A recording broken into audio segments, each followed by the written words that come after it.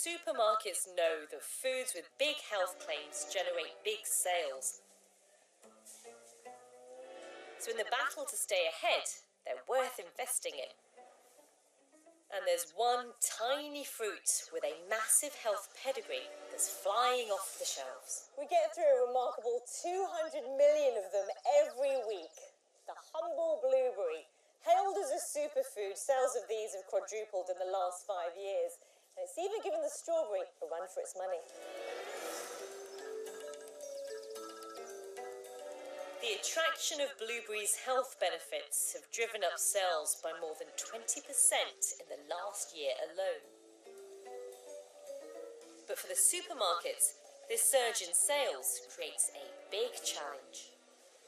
How do you source the volume and quality to keep up with our insatiable demand for them? Well, there is one solution to grow them here in the UK, but you know what? It's not that simple. 90% of these blueberries that we eat are actually imported.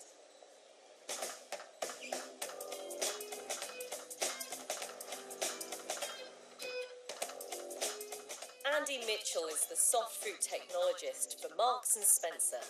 Today, he's checking on his latest shipment from Peru. He can't be measuring every single one, can he? I have never seen so many blueberries, Andy. There's a lot that we source from South Africa, we're in Argentina, we're in Peru. We follow blueberries around the world. Imported blueberries can be held in storage for months. Andy knows that if he could source more fresh British blueberries, they'd be a hit with his customers. But there's a good reason why he can't. If you look at where the UK is, very northern in the world, doesn't get the weather that the likes of South Africa or Argentina get. So there are no native blueberry varieties here? No, all bushes actually come from places like Canada and America originally.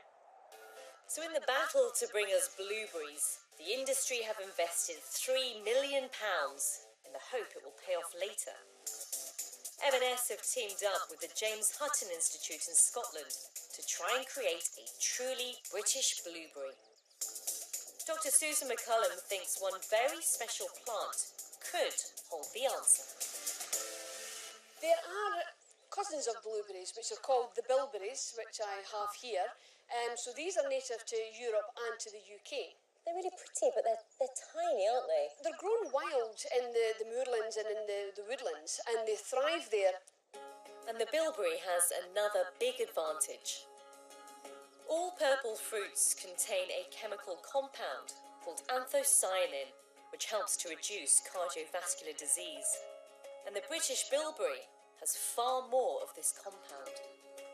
The beauty with the bilberry is that purple colouring is not just on the skin, it's also in the flesh inside. But the taste? It's a little bit tart. The anthocyanins give it that bite. Real sharp taste to it. They thrive in our climate and pack a powerful health punch, and yet the bilberry is worthless. They just produce so little fruit that it's just not worth investing that much time and money to try and commercialise it. So Susan's doing some high-tech matchmaking. She's using DNA profiling to pinpoint the best traits of each fruit and crossbreed them. What we're trying to do is find a blueberry plant from America that will have the yield and have the size and the fruit that we're after, and then introduce some of the markers that we found for the bilberry to then get the colour and some of that tart flavour in there as well. But there's no guarantee Susan will get everything she needs in one plant. So she's making thousands of attempts. 6,000 seedlings and all in. That we 6,000? 6,000. Which some look better than others. Oh, absolutely, and that's what we want. Anything that doesn't perform very well in our UK environment, we want rid of it. If Susan and M&S succeed, they'll have created a blueberry that's not just perfect for our climate, but could also be better for us. But it won't reach your shelves for a while. It could be 8 years before they see the fruits of all their hard work. If you grow a British blueberry, the freshness and the flavour far exceeds anything that we can import in.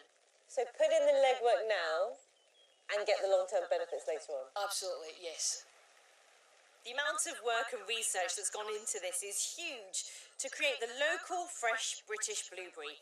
And if they're successful, the payoff could be phenomenal. Next time.